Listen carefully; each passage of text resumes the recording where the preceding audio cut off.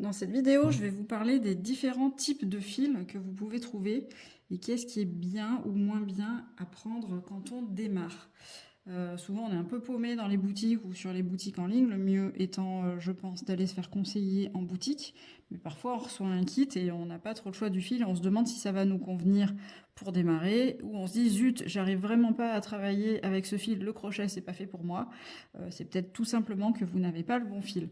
Donc je vais vous expliquer quand on démarre ce que je trouve personnellement qui est le plus pratique et le moins pratique, et je vais vous expliquer pourquoi. Donc ceci, c'est un fil d'art, je fais pas de pub, il s'appelle Fil Green.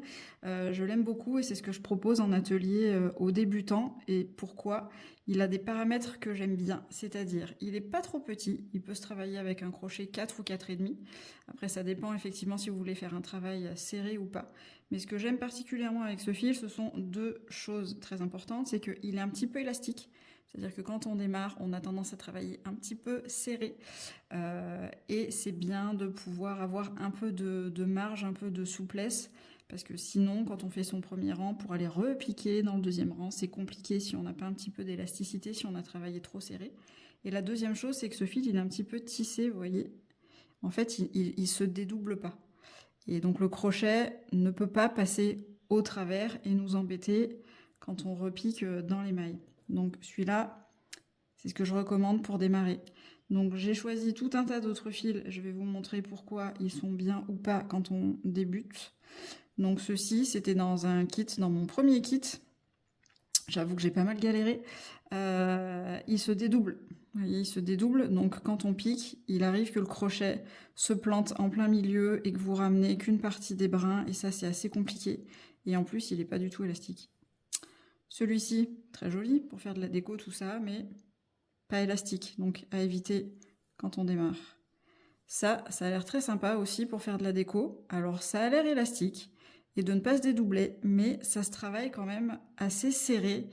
Et vous risquez d'avoir des difficultés en démarrant avec ça, et ça glisse pas des masses non plus.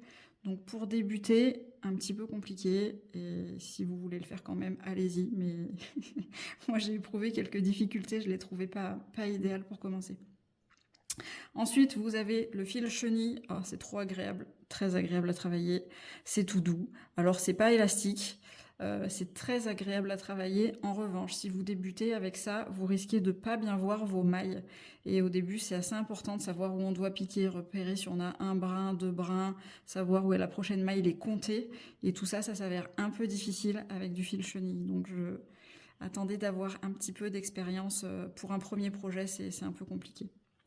Ensuite, vous avez les cotons. Donc ça, c'est deux cotons. Moi, c'est ce que je préfère, j'avoue, c'est les Ricorumi de la marque Rico Design.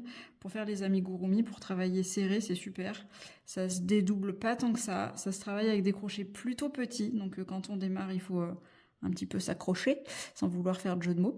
Voilà, c'est un petit peu petit, ça se dédouble pas tant que ça. Donc ça, celle-là, je recommande, mais peut-être pas pour qu'on débute complètement, peut-être un peu petit. Donc les cotons Ricorumi. Et celle-là, donc c'est aussi un coton Ricorumi, mais pourquoi je l'ai mis? Parce qu'elle est sombre. Si vous démarrez avec du sombre, c'est très compliqué aussi de voir vos mailles.